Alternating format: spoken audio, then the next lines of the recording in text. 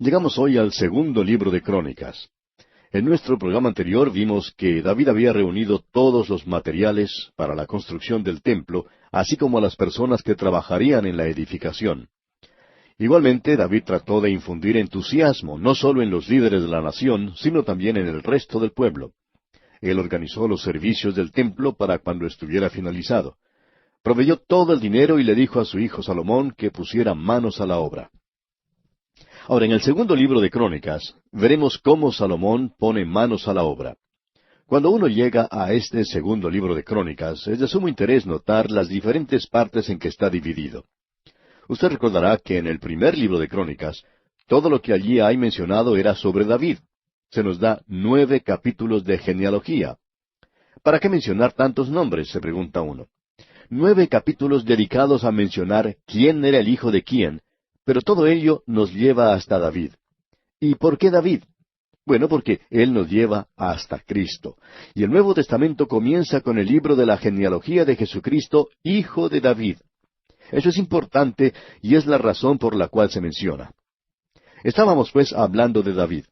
A Saúl se le menciona solo en un capítulo, y el resto del libro, desde el capítulo 11 hasta el capítulo 29, es dedicado completamente al reino de David.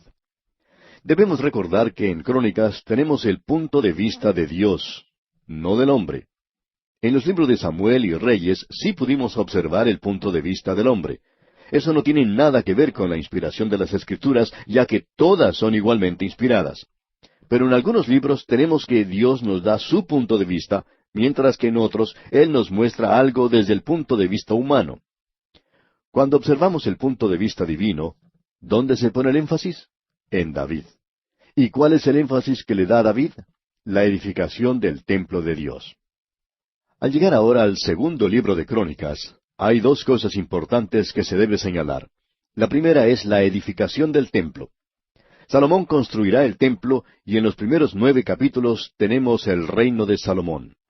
6 de esos capítulos, del capítulo 2 hasta el capítulo 7, están destinados a la edificación del templo. ¿En qué pone Dios el énfasis? En la construcción del templo.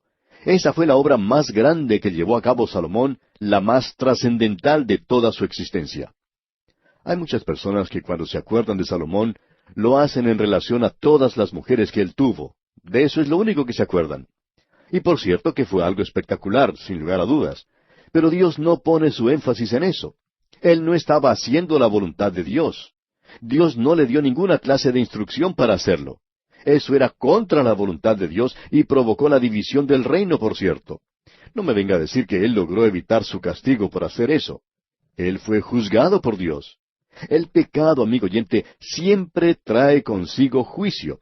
No importa quién cometa el pecado. Siempre trae castigo.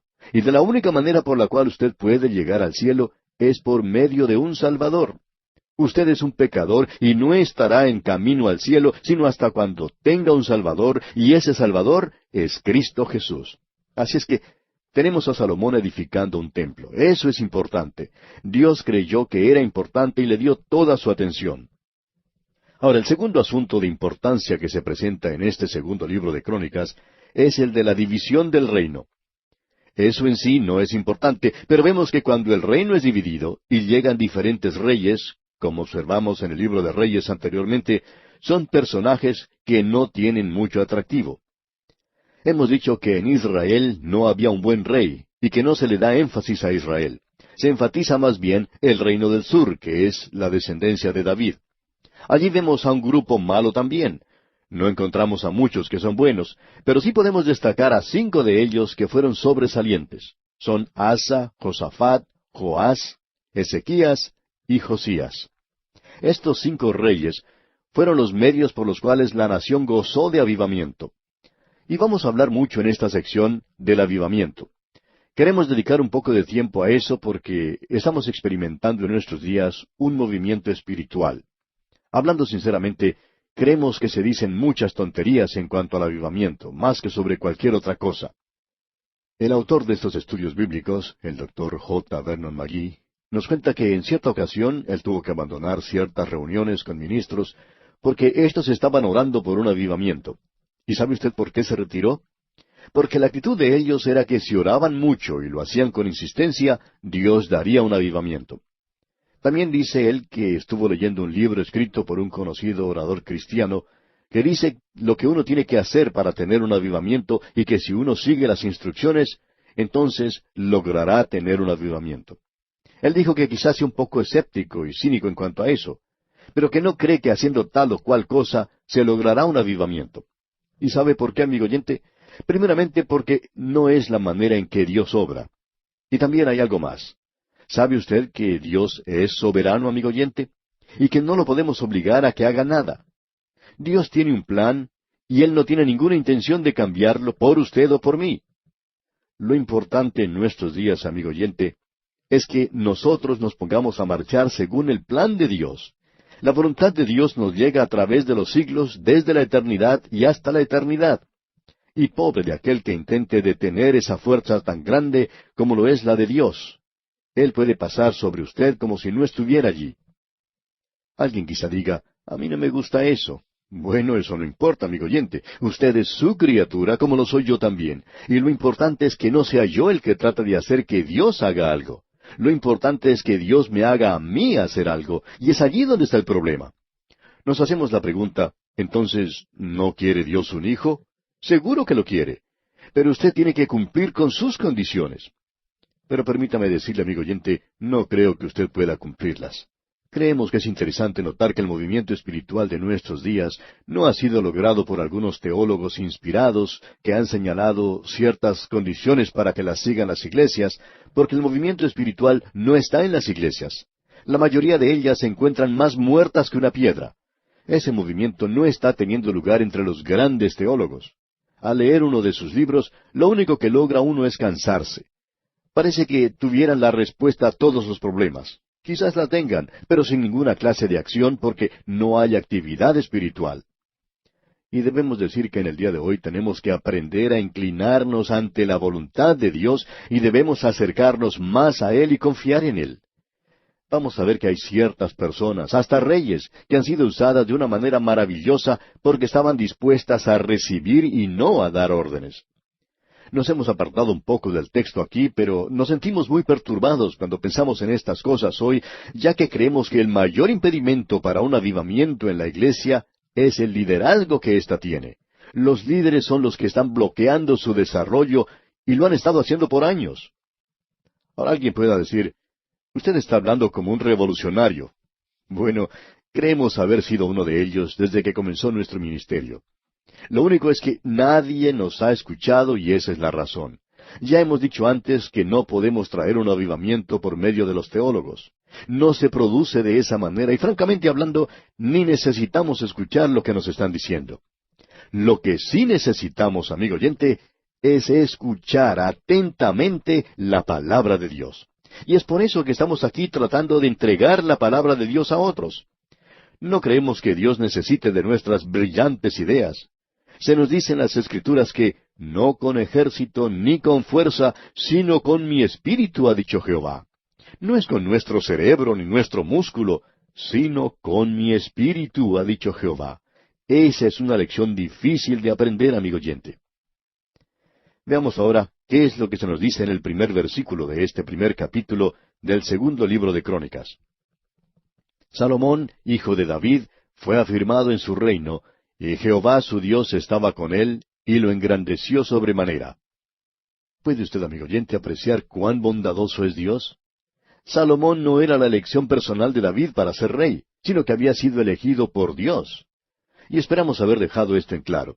No creemos que David deseara ver a Salomón como rey. Él hubiera preferido ver en ese lugar al hijo que se había rebelado contra él, a Absalón. David amaba mucho a Absalón, y cuando este hijo fue muerto, David sufrió tremendamente. Fue algo casi imposible de soportar para David. Usted recuerda que cuando el ejército de David salió a luchar contra Absalón, él le decía a cada uno de los oficiales que salían a la lucha, tratad benignamente por amor de mí al joven Absalón. David estaba dispuesto a sacrificar cualquier cosa por ese joven. Él lo amaba mucho de veras. Absalón era en muchas maneras igual a David. Él tenía mucho del temple de David. Sin embargo, él no había sido elegido por Dios. Dios ha elegido a Salomón para que siguiera a David. Y lo interesante en este caso es que Dios va a bendecir a Salomón. En realidad, Dios no elige hombres. Él elige las cosas más débiles de este mundo. Y Dios va a usar a Salomón. David ya ha desaparecido. Lo que realmente es tremendo es que David era un gran hombre, y decimos eso porque parece que por su grandeza Salomón ha sido sobreestimado.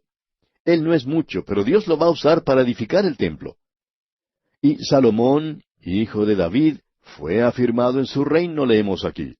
O sea que el reino alcanzará su apogeo bajo el reinado de Salomón. David había puesto las bases. Dice aquí, y Jehová su Dios estaba con él, y lo engrandeció sobremanera. Nos podemos dar cuenta aquí de la bondad de Dios. Este hombre Salomón llegará a desobedecer a Dios, y lo hará de tal manera que Dios lo tiene que repudiar y decirle que él dividirá su reino. Salomón provocó la rebelión que separó al reino. Él fue el responsable de esa situación, aunque Dios no lo hizo durante el reino de Salomón por amor a David su padre. Pasemos ahora al versículo 2 de este capítulo 1 del segundo libro de Crónicas. Y convocó Salomón a todo Israel, a jefes de millares y de centenas, a jueces y a todos los príncipes de todo Israel, jefes de familias. Aquí podemos apreciar que Salomón se reúne con todos los líderes de Israel. Prosigamos ahora con el versículo 3. Y fue Salomón, y con él toda esta asamblea, al lugar alto que había en Gabaón, porque allí estaba el tabernáculo de reunión de Dios, que Moisés, siervo de Jehová, había hecho en el desierto. En ese lugar se encontraba el tabernáculo. Debemos recordar que David trajo el arca y estaba en una tienda en Jerusalén, pero ellos no podían ir directa e inmediatamente a Dios. Debían acercarse a Él por medio del tabernáculo, donde estaba un altar de bronce. Y ese altar nos habla de la cruz de Cristo. Ellos tenían que ir a ese lugar. Y usted y yo, amigo oyente, tenemos que hacer lo mismo.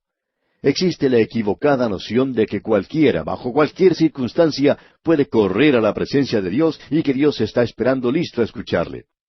Dios no está haciendo eso, amigo oyente.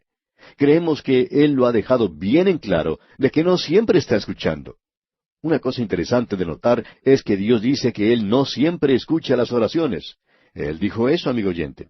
Usted recordará que fue Pedro el que escribió, porque los ojos del Señor están sobre los justos, y sus oídos atentos a sus oraciones, pero el rostro del Señor está contra aquellos que hacen el mal. Dios nunca dijo que escucharía esas oraciones. La única oración, creemos nosotros, que puede hacer el pecador, es una en la que se dirige a Dios y acepta su misericordia que es en Cristo Jesús. Dios está preparado para encontrarse con usted allí en la cruz.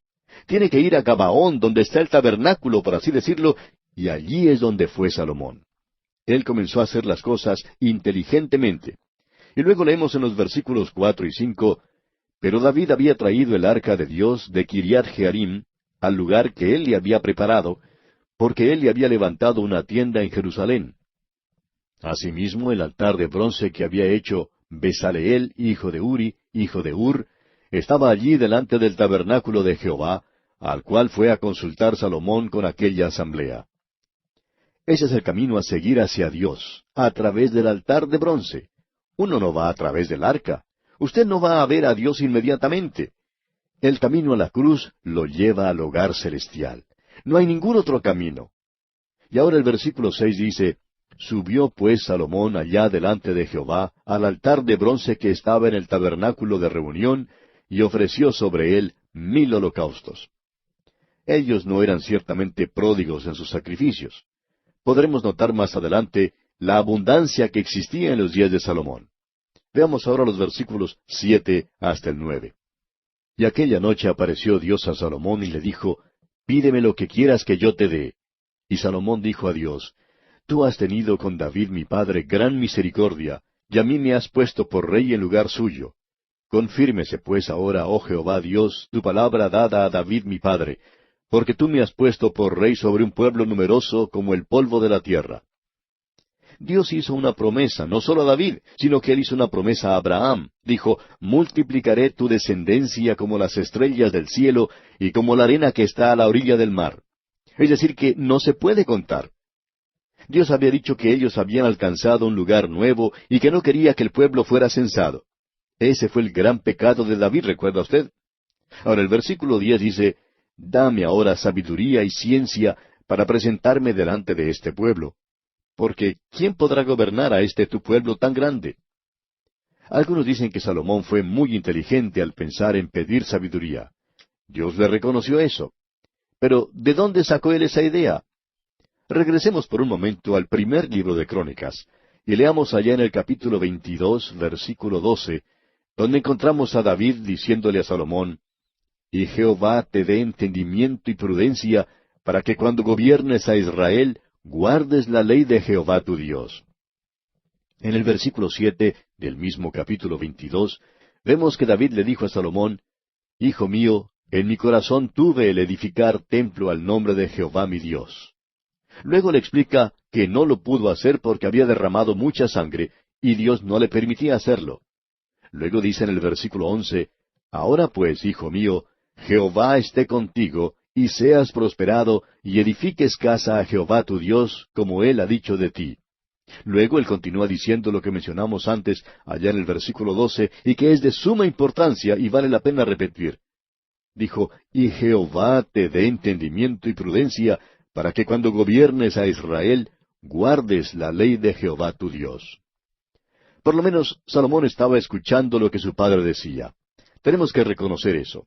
Él estaba prestando atención a lo que le había dicho David. Entonces, cuando Dios le pregunta a Salomón qué es lo que él quería, Salomón contesta, necesito sabiduría. Mi padre sabía que yo necesitaría sabiduría y eso es lo que deseo. Y Dios le reconoce eso a Salomón.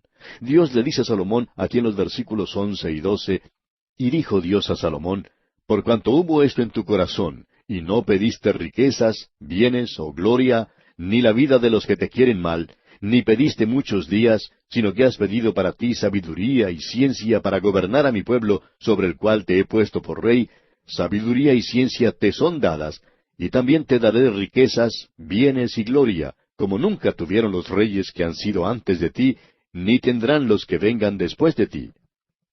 Dios le dice que le da esa sabiduría. Tenemos que aclarar que no se trata de discernimiento espiritual, sino que era simplemente sabiduría para gobernar su nación como rey. Pasemos ahora al versículo 15 de este capítulo 1 del segundo libro de Crónicas. Y acumuló el rey plata y oro en Jerusalén como piedras, y cedro como cabrahigos de la cefela en abundancia. En nuestros días es el árbol sicómoro el que se ve en forma abundante. Uno no puede ver muchos cedros. Él decía que quería ver árboles de cedro en tanta abundancia como los árboles sicómoros, y que el oro y la plata tan comunes como las piedras. ¿Ha tenido usted, amigo oyente, la oportunidad de visitar esa tierra? ¿O ha visto quizá alguna vez fotos de ese lugar? Hay más rocas y piedras que en ningún otro lugar. Es algo realmente sorprendente. Y aquí vemos que el oro y la plata llegan a ser tan comunes como las rocas. Podemos apreciar qué clase de reino recibió Salomón. Es muy difícil para nosotros poder apreciar hoy todo lo que David hizo, todo lo que él reunió para la edificación del templo. Y ahora el versículo 17 nos dice, Y subían y compraban en Egipto un carro por 600 piezas de plata, y un caballo por 150, y así compraban por medio de ellos para todos los reyes de los heteos y para los reyes de Siria. Salomón ahora está entrando en un territorio que en realidad no debe pisar. Se le había dicho que no debía multiplicar los caballos, pero él lo hace. En el segundo capítulo comenzamos con la edificación del templo, y leemos entonces aquí en el primer versículo, Determinó pues Salomón edificar casa al nombre de Jehová, y casa para su reino. Luego vemos en el versículo 2 de este capítulo 2 del segundo libro de Crónicas, Y designó Salomón 70,000 hombres que llevasen cargas, y 80,000 hombres que cortasen en los montes, y 3,600 que los vigilasen. Tenemos que los planos para la edificación del templo habían sido preparados por David. Salomón ahora comienza la organización que hace falta para la edificación del templo. Esta es la parte del reino de Salomón que Dios enfatiza. Ninguna otra cosa, sino esta. Y proseguimos leyendo en el versículo 3, Y envió a decir Salomón a Hiram, rey de Tiro, Haz conmigo como hiciste con David mi padre, enviándole cedros para que edificara para sí casa en que morase. Hiram tenía un gran afecto por David. Y David sentía de la misma manera hacia Hiram, y Salomón aprovecha eso para solicitar su ayuda. Salomón tenía problemas con Hiram. Mejor dicho, Hiram tenía problemas con Salomón. Él había sido muy generoso con David, pero encuentra que Salomón es una persona difícil de tratar. Y leemos ahora en el versículo 4, He aquí yo tengo que edificar casa al nombre de Jehová mi Dios, para consagrársela, para quemar incienso aromático delante de él, y para la colocación continua de los panes de la proposición, y para holocaustos a mañana y tarde, en los días de reposo, nuevas lunas, y festividades de Jehová nuestro Dios, lo cual ha de ser perpetuo en Israel.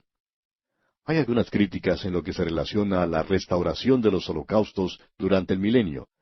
Y la única respuesta que se puede dar es, Dios así lo ha ordenado. Por supuesto, ellos tendrán mucho significado.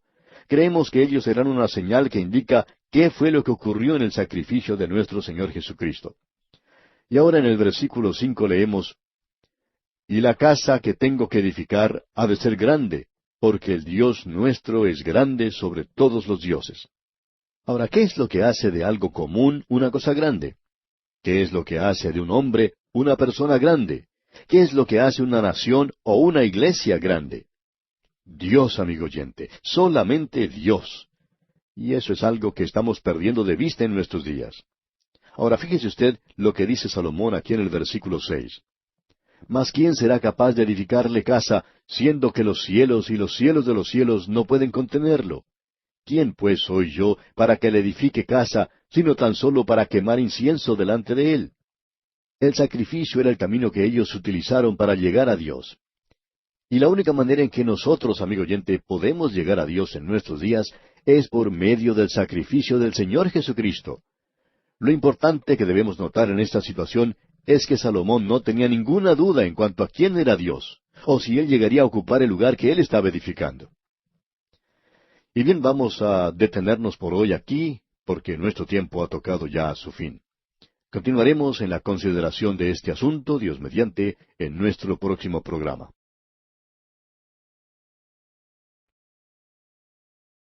En nuestro programa anterior tuvimos una buena introducción.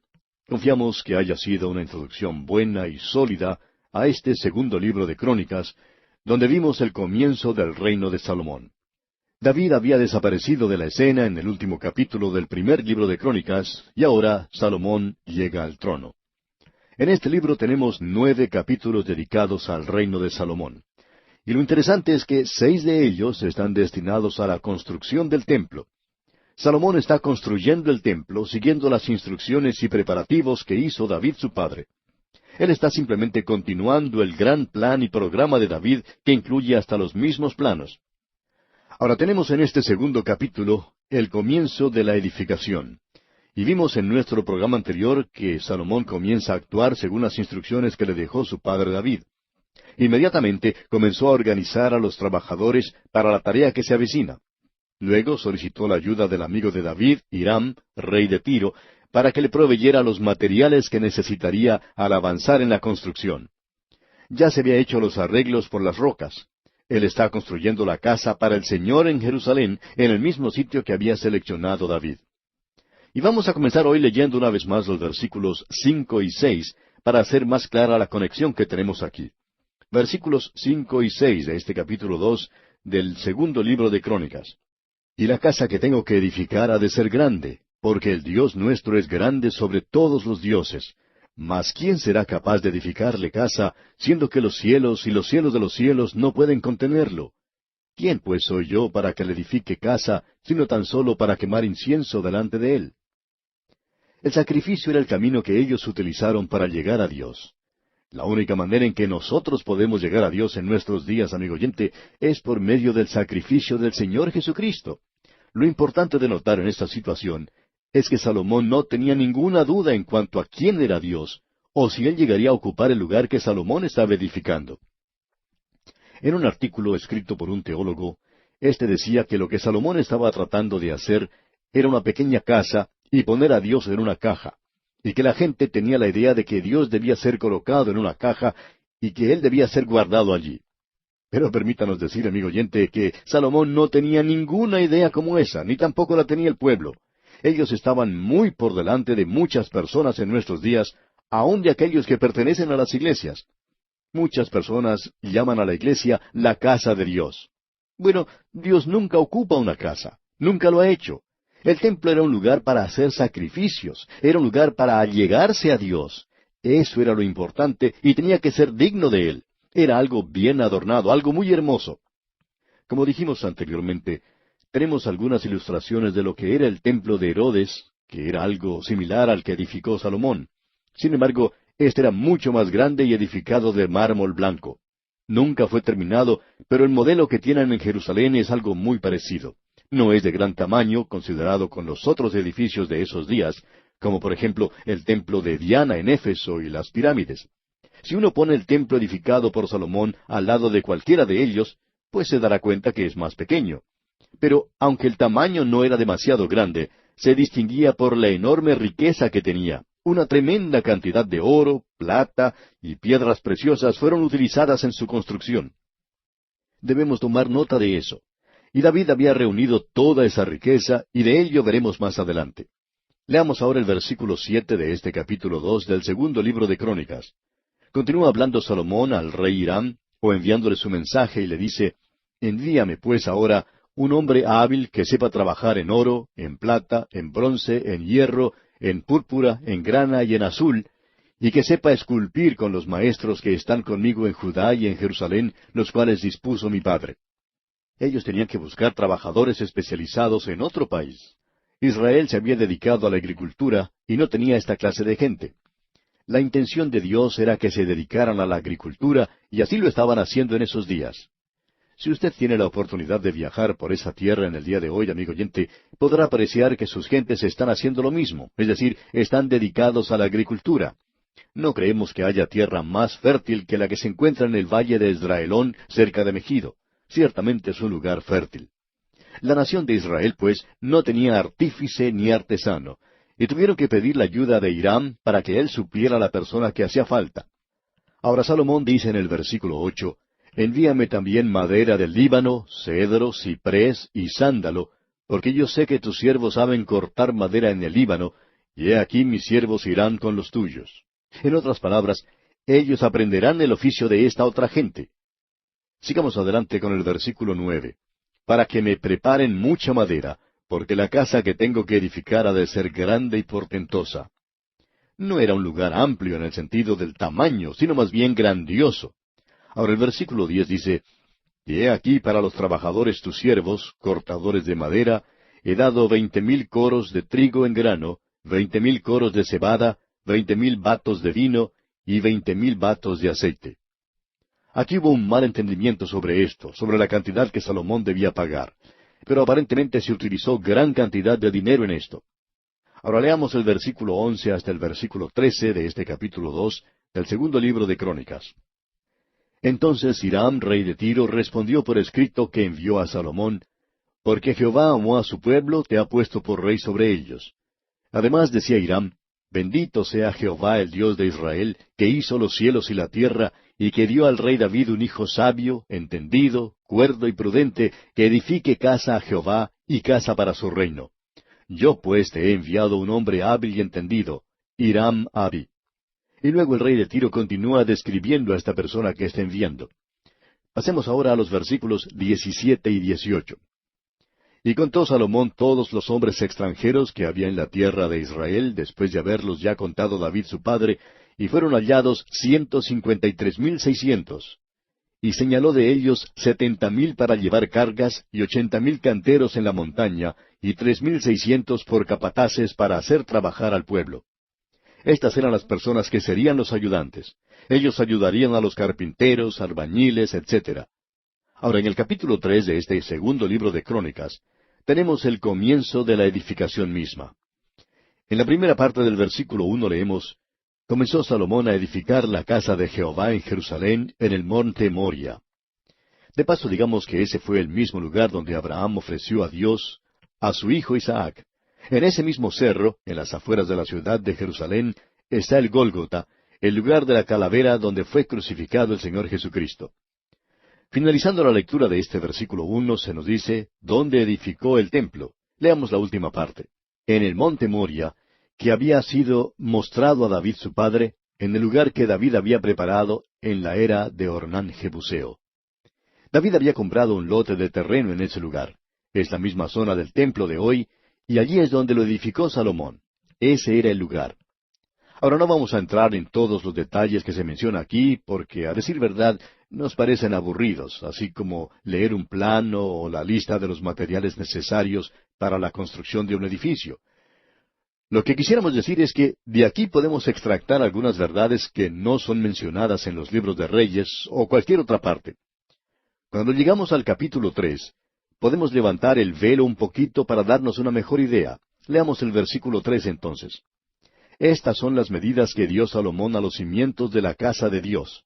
La primera, la longitud, de 60 codos, y la anchura de 20 codos. El templo era el doble del tamaño que tenía el tabernáculo, 60 codos por 20. Eso en nuestro sistema métrico decimal es unos 27 metros de largo por 9 metros de ancho. En eso solo se incluye el templo mismo, ya que alrededor del mismo había muchos otros edificios que fueron construidos. Hay algunas cosas sobre las cuales debemos o deseamos dirigir nuestra atención. Algunas de ellas ya han sido mencionadas, otras no. Pasemos entonces al versículo 13 de este capítulo 3 del segundo libro de Crónicas. El versículo 13 dice, «Estos querubines tenían las alas extendidas por 20 codos, y estaban en pie con los rostros hacia la casa». Estos eran los querubines que miraban hacia el propiciatorio. Usted recordará que cuando Moisés construyó el tabernáculo, en las instrucciones que él recibió no se indicó ninguna medida en cuanto a tamaño. Y eso habla de la deidad. No tiene medida. Es algo a lo cual no se le puede aplicar un metro para saber su tamaño. Por eso lo que tenemos aquí en el segundo libro de Crónicas es algo grandioso. Los querubines tienen que haber sido mucho más grandes que los que estaban en el tabernáculo. Pero aun con las medidas dadas, hay en cierto sentido una nota de deterioro. Y es que están tratando de medir la deidad. Y eso, amigo oyente, no se puede hacer. Aquí se nos hace notar algunas cosas que no estaban en las instrucciones mencionadas en el libro de Reyes. Y quisiéramos volver a recalcar que aquí estamos recibiendo el punto de vista de Dios. ¿Qué se menciona aquí de parte de Dios que no fue notado según el punto de vista humano? Bueno, aquí se nos da la hermosura del velo. Notemos lo que dice el versículo 14.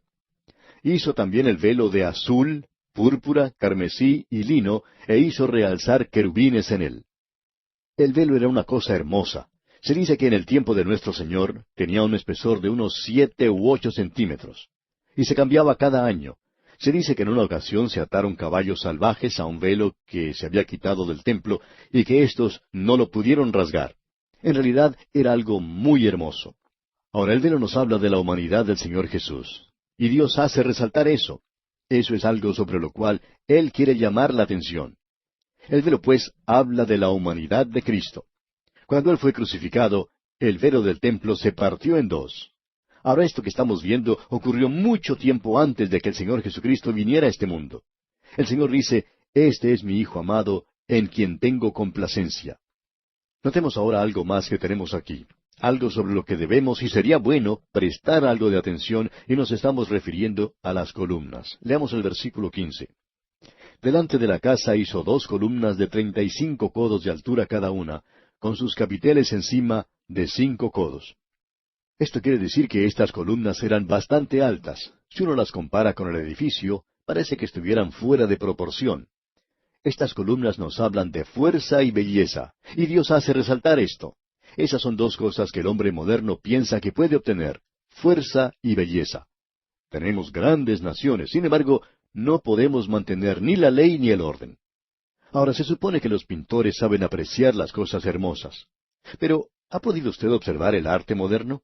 Muchas veces es hasta imposible poder apreciar lo que ellos llaman hermoso. Pero Dios, amigo oyente, sí está interesado en la fuerza y la belleza, y esas columnas son muy impresionantes. Ahora, si pasamos al próximo capítulo, el capítulo 4 de este segundo libro de Crónicas, podemos ver en el versículo 12 que él menciona nuevamente este asunto de fuerza y belleza. Leamos el versículo 12 de este capítulo 4 del segundo libro de Crónicas. 2 columnas, y los cordones, los capiteles sobre las cabezas de las 2 columnas, y 2 redes para cubrir las 2 esferas de los capiteles que estaban encima de las columnas. Dios está haciendo resaltar de manera particular estas cosas. Ahora, volviendo al capítulo 3, tenemos en el versículo 16 lo siguiente. Hizo asimismo cadenas en el santuario, y las puso sobre los capiteles de las columnas, e hizo 100 granadas, las cuales puso en las cadenas. Aquí tenemos cadenas. ¿Y de qué nos hablan esas cadenas? Nos hablan de la unidad de la nación, hablan de la unidad de las tribus y de la unidad de cada individuo que constituye las tribus, y las tribus, consecuentemente, constituyen la nación. Lo que le agrada a Dios es la unidad absoluta. Creemos que eso es algo que hoy muchos de los hijos de Dios están omitiendo. Estamos separados y divididos en miles de grupos diferentes. Cada día aparecen nuevas organizaciones. No estamos muy seguros de que esto sea algo que le dé gloria a Dios. Él ha ido mucho más allá en el Nuevo Testamento y nos da algo diferente. No es una cadena, sino un cuerpo. Él dice que la iglesia es un cuerpo. Lo interesante es que en un cuerpo uno tiene diferentes miembros, algunos de ellos para honra, otros para deshonra, pero todos en un cuerpo. Y ese es el cuadro de la iglesia de hoy. Por tanto, aquí tenemos una gran lección que aprender. Luego se menciona estas granadas. Usted habrá notado que se dice que hizo 100 granadas. Cuando pasamos al capítulo 4, leemos allá en el versículo 13, 400 granadas en las 2 redes, 2 hileras de granadas en cada red, para que cubriesen las 2 esferas de los capiteles que estaban encima de las columnas. Las granadas nos hablan de los frutos, y es allí donde se está poniendo el énfasis. También encontramos que se destaca 4 colores. Ellos son el azul, púrpura, carmesí y el blanco que corresponde al lino. El azul es el color de arriba, es decir, el cielo. El púrpura es el de la realeza, mientras que el carmesí habla de la redención, o sea, la sangre de Cristo. Y el blanco nos habla de un andar santo. Todas estas cosas, amigo oyente, son enfatizadas desde el punto de vista de Dios. Y creemos que Él no quería que nosotros pasáramos por alto estas cosas que se destacan en estos 2 capítulos, es decir, el capítulo 3 y el capítulo 4 de este segundo libro de Crónicas. Ahora, pasando directamente al capítulo 5, vemos que el arca es llevada al templo y apreciamos que éste ya ha sido terminado, pero no vamos a entrar en esos detalles que ya hemos visto en el libro de Reyes. Leamos, pues, los primeros 2 versículos de este capítulo 5.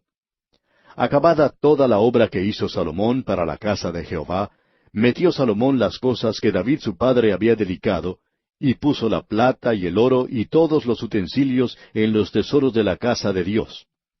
Entonces Salomón reunió en Jerusalén a los ancianos de Israel y a todos los príncipes de las tribus, los jefes de las familias de los hijos de Israel, para que trajesen el arca del pacto de Jehová de la ciudad de David, que es Sión. Sión se encuentra sobre la cumbre de la montaña, donde está el área del templo, y no muy lejos.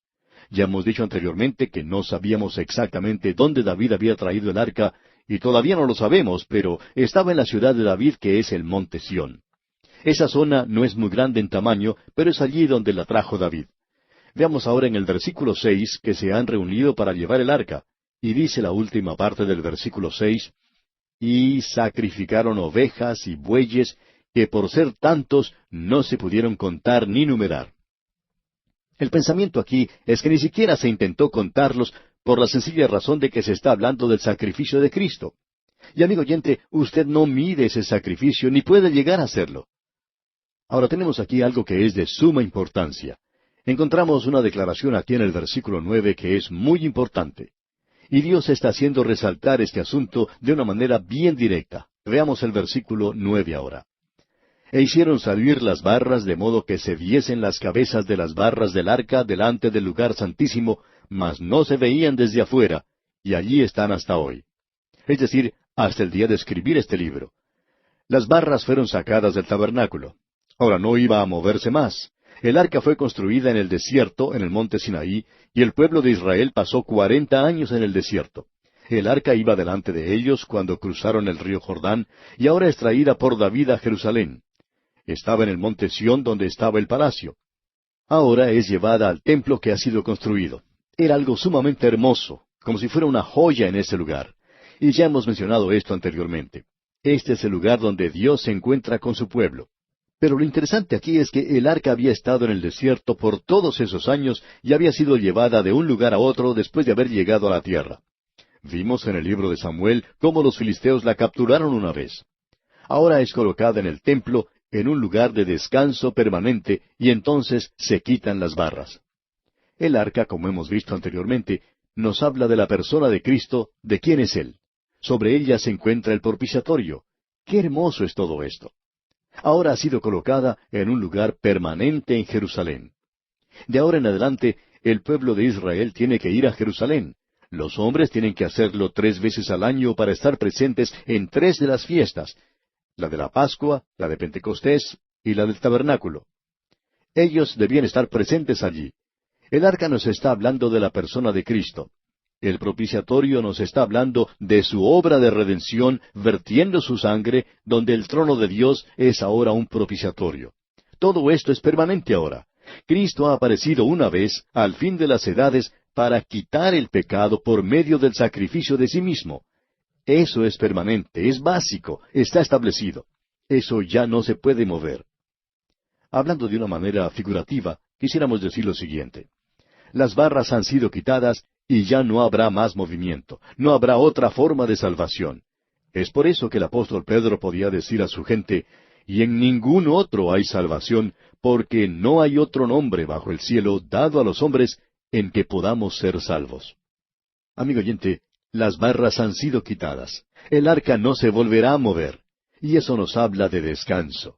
El Señor Jesús da descanso a los que acuden a Él. Habrá un lugar de descanso. De ese lugar Él habló a sus discípulos en el aposento alto, y dijo, Voy pues a preparar lugar para vosotros, y si me fuere y os preparare lugar, vendré otra vez y os tomaré a mí mismo. El lugar está preparado y uno de estos días iremos a ese lugar. Y se nos dice que una de las características de ese lugar es la permanencia del mismo, el hecho de que es un lugar de eternidad, es un lugar donde no habrá más lágrimas, allí no habrá más muerte. Esas cosas han pasado y ahora vemos que allí está el trono de Dios. Él dijo, consumado es, porque Él es el Alfa y Omega, el principio y el fin. Y se nos dice que eso es del cielo, esa es la ciudad de Dios. Los cimientos de esa ciudad son permanentes, son para siempre. Hay 12 bases en ese lugar, y el Señor Dios y el Cordero son el templo. Amigo oyente, las barras han sido quitadas. Eso ya ha sucedido. Qué hermoso es saber que no vamos a tener que marchar. Usted no necesita salir a buscar a Dios. Como ya hemos visto en nuestro estudio de la epístola a los Romanos, el apóstol Pablo dijo que no tenemos que ir al cielo y hacerlo bajar aquí, o tener que ir al infierno y hacerlo subir. Él está allí en su lugar para usted. Es permanente, es eterno, no cambiará. Ha quitado las barras. Veamos ahora el versículo 10 de este capítulo 5 del segundo libro de Crónicas. En el arca no había más que las 2 tablas que Moisés había puesto en Horeb, con las cuales Jehová había hecho pacto con los hijos de Israel cuando salieron de Egipto. Ahora faltan 2 cosas aquí. Una de ellas es la vara de Aarón que reverdeció, y la otra es la urna de oro con el maná. Esas 2 cosas estaban allí antes. La urna de oro con el maná, usted recordará, por lo general desaparecía, es decir, el maná desaparecía si no lo recogían. Y como ya dijimos, la vara de Aarón que reverdeció. Y todo eso, la vara y el maná, ha desaparecido. ¿Por qué? Pues creemos que estas 2 cosas, el maná, que nos habla de Cristo como el pan de vida, habla de su humanidad y del hecho que Él alimenta a aquellos que son suyos. Y la vara de Aarón nos habla de su resurrección. Eso ha sido actualizado para nosotros por el hecho histórico de la muerte de Cristo. Él era humano y esa era su humanidad. Él murió, fue sepultado, pero se levantó al tercer día. Eso no es humano, la vara de Aarón que reverdeció. Y bien, aquí vamos a detenernos por hoy, amigo oyente, porque nuestro tiempo ya ha concluido.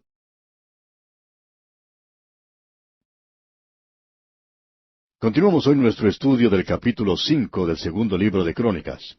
Y en nuestro programa anterior estábamos hablando de lo que había en el arca, y dijimos que no había sino las 2 tablas que Moisés había puesto en Horeb. Y mencionamos que faltaban 2 cosas. Una de ellas es la vara de Aarón que reverdeció, y la otra es la urna de oro con el maná. Esas 2 cosas estaban allí antes. Usted recordará que el maná desaparecía si no lo recogían. Y como dijimos, también faltaba la vara de Aarón que reverdeció. Y la vara y el maná han desaparecido. ¿Por qué? Pues creemos que estas dos cosas, el maná, que nos habla de Cristo como el pan de vida, habla de su humanidad y del hecho de que Él alimenta a aquellos que son suyos. La vara de Aarón nos habla de su resurrección, y eso ha sido actualizado para nosotros por el hecho histórico de la muerte de Cristo. Él era humano y esa era su humanidad. Él murió, fue sepultado, pero se levantó al tercer día. Eso no es humano. La vara de Aarón que reverdeció. Continuamos ahora con el versículo 11 de este capítulo 5 del segundo libro de Crónicas y leemos: Y cuando los sacerdotes salieron del santuario, porque todos los sacerdotes que se hallaron habían sido santificados y no guardaban sus turnos, para esta ocasión especial de la dedicación, se hicieron presentes todos los sacerdotes. También vemos que todos los cantores y los que tocaban trompeta estaban allí presentes. Leemos luego en el versículo 13: Cuando sonaban pues las trompetas, y cantaban todos a una, para alabar y dar gracias a Jehová, y a medida que alzaban la voz con trompetas y címbalos y otros instrumentos de música, y alababan a Jehová diciendo: Porque Él es bueno, porque su misericordia es para siempre, entonces la casa se llenó de una nube, la casa de Jehová. Y llegamos ahora al capítulo 6 de este segundo libro de Crónicas. Salomón va a hacer una gran oración dedicatoria, pero también va a dar un sermón antes de esa oración. Este es un tremendo mensaje, y quisiéramos que usted, amigo oyente, escuche lo que dicen los primeros 4 versículos. Leamos pues los primeros 4 versículos de este capítulo 6 del segundo libro de Crónicas. Entonces dijo Salomón: Jehová ha dicho que él habitaría en la oscuridad. Yo pues he edificado una casa de morada para ti, y una habitación en que mores para siempre. Y volviendo el rey su rostro, bendijo a toda la congregación de Israel, y toda la congregación de Israel estaba en pie. Y él dijo: Bendito sea Jehová, Dios de Israel, quien con su mano ha cumplido lo que prometió con su boca a David mi padre, diciendo... Ahora, todo esto hace referencia a David. Él es el responsable por la edificación del templo. Y leemos en los versículos 5 y 6, Desde el día que saqué a mi pueblo de la tierra de Egipto, ninguna ciudad he elegido de todas las tribus de Israel para edificar casa donde estuviese mi nombre, ni he escogido varón que fuese príncipe sobre mi pueblo Israel. Mas a Jerusalén he elegido para que en ella esté mi nombre, y a David he elegido para que esté sobre mi pueblo Israel. Esta es la voluntad soberana de Dios. Dios ha elegido a Jerusalén para ser el centro y la capital de esta tierra, y así lo será algún día. Él la eligió como el lugar donde edificar el templo. Y Él eligió a David para ser el rey y a uno de su linaje. Esta es la voluntad arbitraria y absoluta de Dios al hacer su elección. Ahora permítanos ser francos, amigo oyente, y hablar con claridad. No hubiéramos elegido a Jerusalén nosotros. Francamente, creemos que el lugar más hermoso de toda esa región se encuentra en Samaria, donde vivían Acab y Jezabel, en la cumbre de una hermosa montaña. No tienen nada a su alrededor que moleste la contemplación del paisaje. Mucha gente tiene por costumbre edificar en las laderas de las montañas, y tienen una hermosa vista del valle, pero no pueden mirar en todas las direcciones. Pero en Samaria, uno puede mirar a cualquier parte, en cualquier dirección. Si usted mira al occidente, puede ver el mar Mediterráneo. Si mira hacia el oriente, puede observar el valle del Jordán y el mar de Galilea. Cuando dirige su mirada hacia el sur, pues puede ver a Jerusalén. Y cuando mira hacia el norte, contempla el monte Hermón. Allí sí que puede tener una hermosa vista, amigo oyente. Y quizá yo hubiera elegido ese lugar.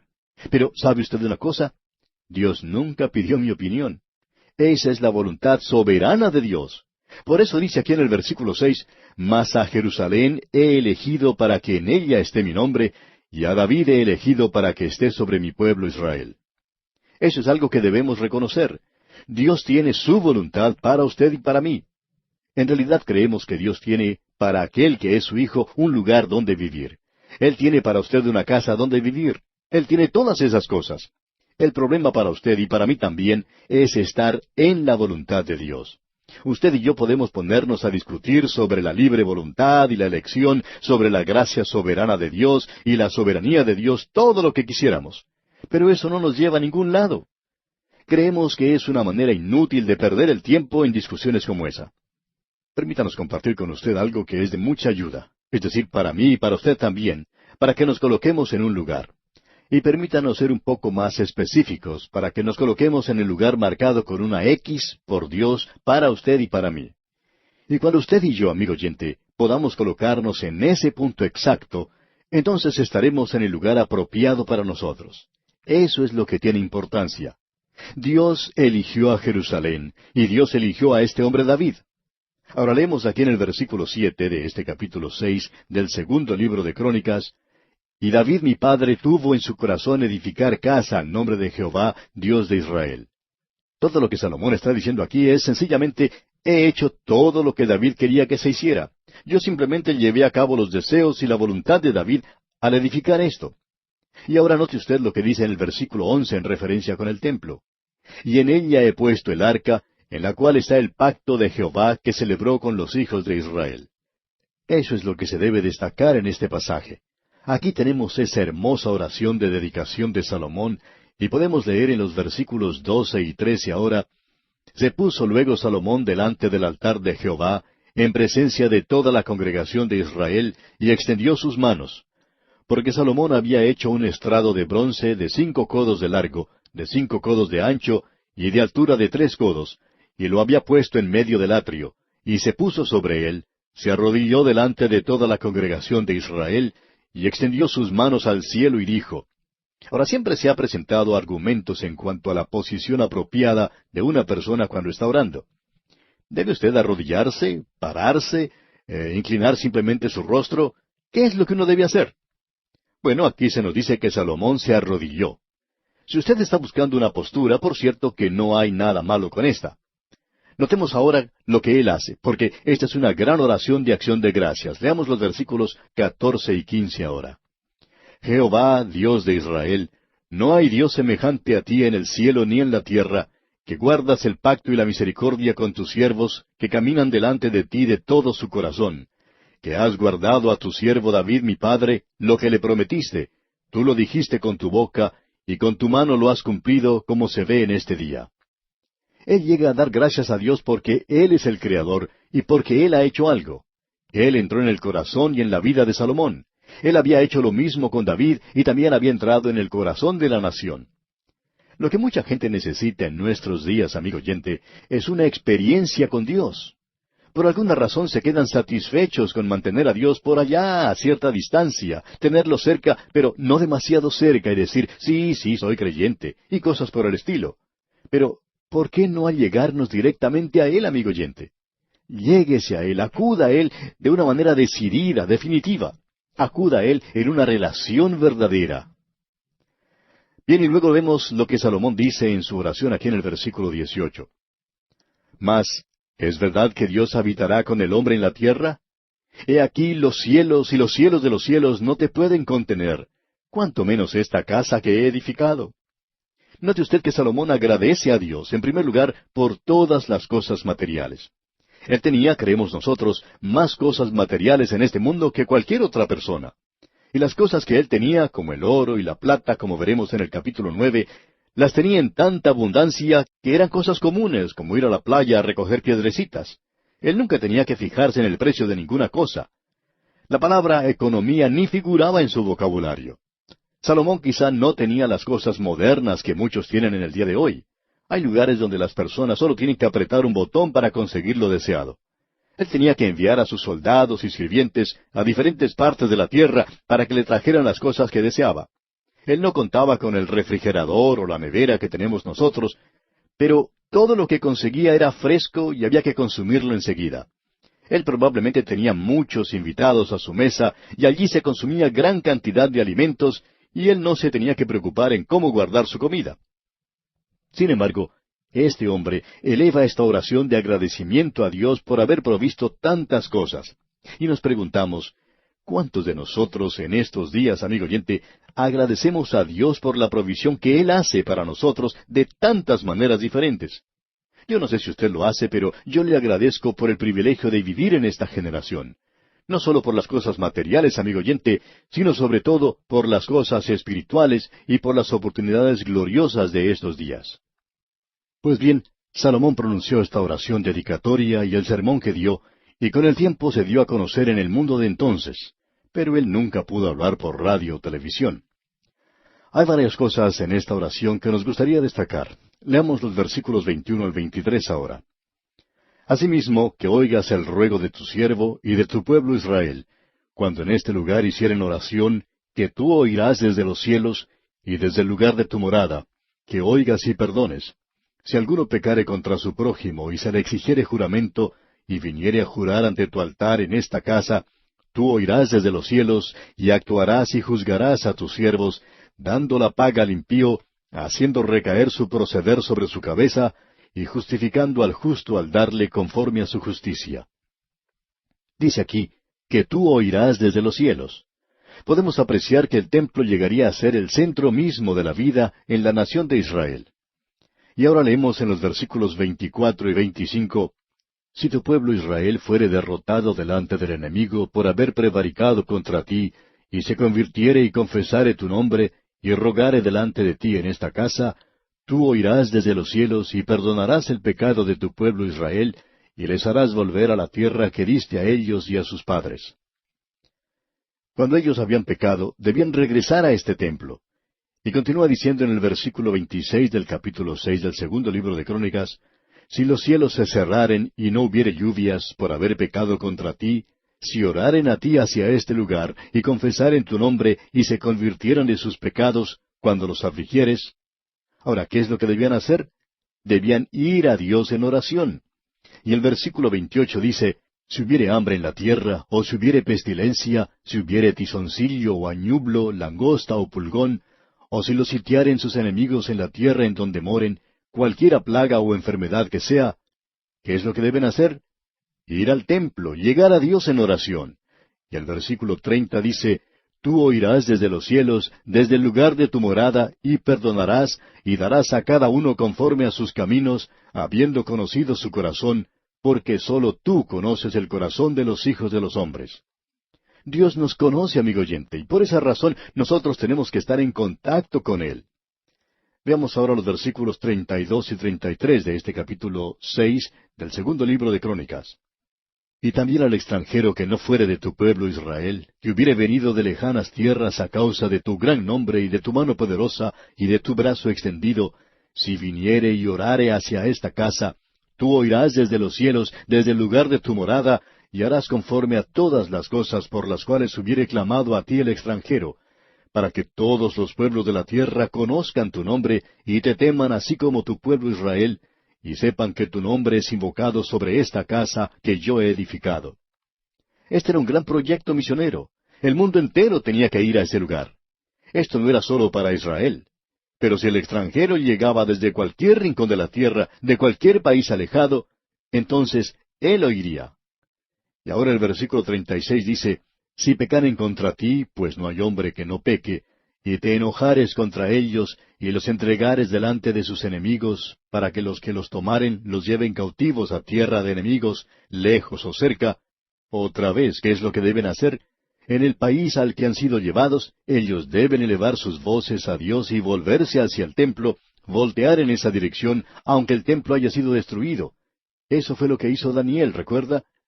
Y ahora los versículos 38 al 42 dicen, si se convirtieren a ti de todo su corazón y de toda su alma en la tierra de su cautividad, donde los hubieren llevado cautivos, y oraren hacia la tierra que tú diste a sus padres, hacia la ciudad que tú elegiste, y hacia la casa que he edificado a tu nombre, tú oirás desde los cielos, desde el lugar de tu morada, su oración y su ruego, y ampararás su causa, y perdonarás a tu pueblo que pecó contra ti. Ahora pues, oh Dios mío, te ruego que estén abiertos tus ojos y atentos tus oídos a la oración en este lugar. Oh Jehová Dios, levántate ahora para habitar en tu reposo, tú y el arca de tu poder. Oh Jehová Dios, sean vestidos de salvación tus sacerdotes, y tus santos se regocijen en tu bondad. Jehová Dios, no rechaces a tu ungido, acuérdate de tus misericordias para con David tu siervo. Esta es una gloriosa oración, amigo oyente. Y Salomón la pronuncia basándose en la misericordia que Dios extendió a David.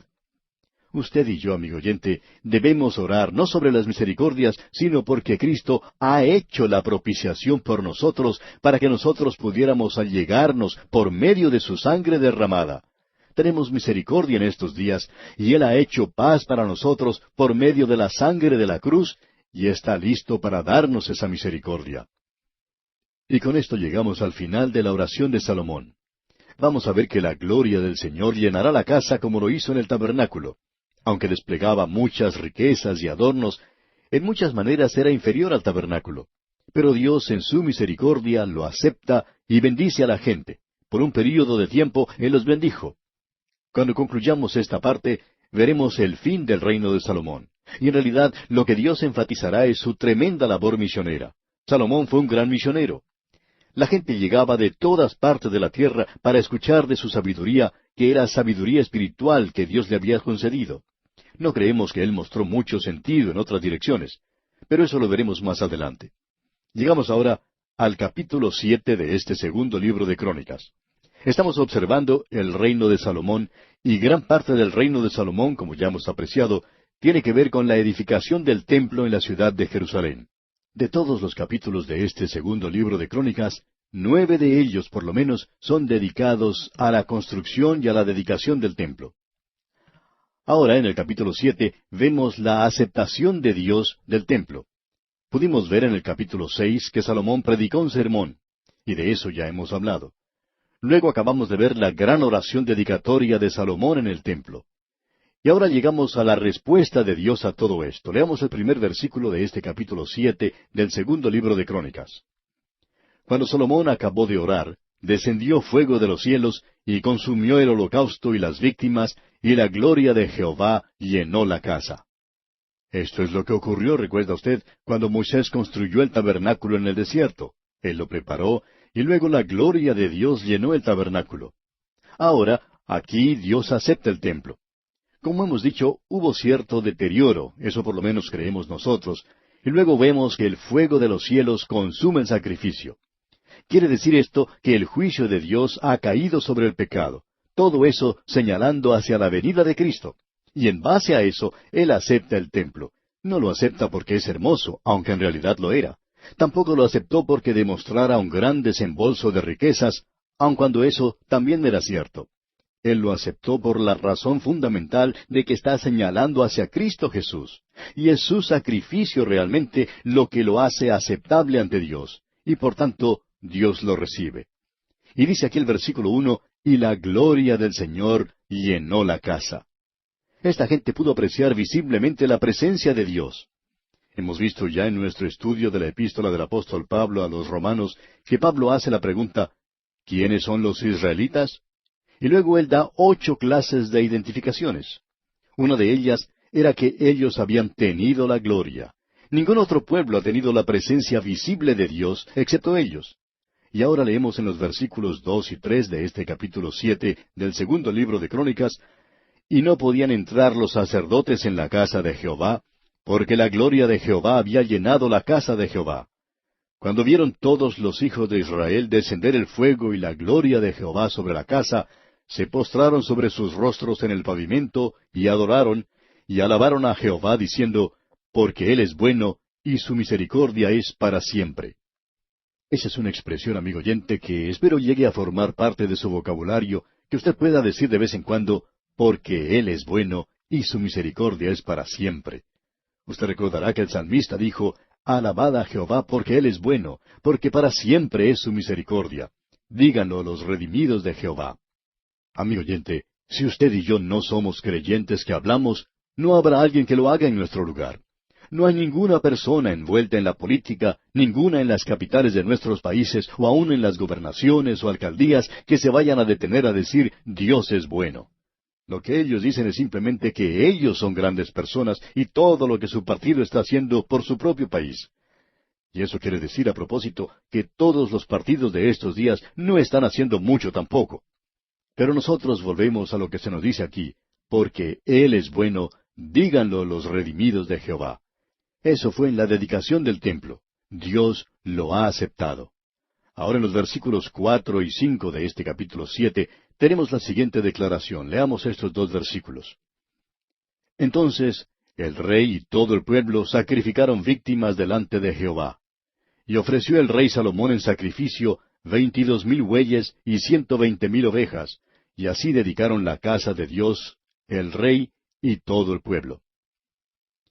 Los escépticos han criticado duramente la declaración que acabamos de leer. Ellos dicen primeramente que esta fue una ofrenda y un sacrificio extravagante. Esa es la primera crítica de ellos. Luego, en segundo lugar, dicen que hubiera sido imposible físicamente el haber ofrecido tantos sacrificios en el altar. Pero permítanos decirle, amigo oyente, que esa es la clase de crítica que uno escucha. Y en tercer lugar, dicen que eso era algo que no era necesario, que no tenían que haber matado tantos animales. La Sociedad Protectora de Animales, estamos seguros, protestaría contra esto. Bien, entonces, miremos eso por un momento a la luz de la palabra de Dios y con la ayuda de lo que conocemos en el día de hoy. En primer lugar, tenemos que aclarar que todos esos animales no fueron sacrificados todos al mismo tiempo en un solo altar. Para esta ocasión especial, creemos que se había erigido altares sobre toda el área alrededor. Y no solo en ese lugar. Mucha gente de la nación de Israel no pudo hacer el viaje a Jerusalén y también querían participar. Y también pensamos que altares habían sido levantados en muchas partes de la nación en esa ocasión. Así es que debemos poner todo esto junto y darnos cuenta que había muchos altares a través de toda la tierra ofreciendo sacrificios. De esa manera no es algo imposible físicamente. Pero, ¿por qué semejante gasto? Para que cada zona del país pudiera tener su propio sacrificio. Era algo similar a lo que ocurrió cuando ellos salieron de la tierra de Egipto y hubo que sacrificar un cordero por cada familia. Por eso hubo que sacrificar a miles de esos animales en esa noche. Pero no era un gasto innecesario. En primer lugar, el significado primordial es que nos habla del sacrificio del Señor Jesucristo, señala hacia Cristo. Y amigo oyente, fue Simón Pedro quien dijo que fue sangre preciosa la que él derramó. Dijo Pedro, sabiendo que fuisteis rescatados, no con cosas corruptibles como oro y plata, sino con la sangre preciosa de Cristo. Y eso, amigo oyente, no es algo demasiado caro porque está señalando hacia Cristo Jesús mismo. Bien, vamos a detenernos aquí por hoy, amigo oyente, porque nuestro tiempo ya ha concluido. Continuaremos Dios mediante en nuestro próximo programa.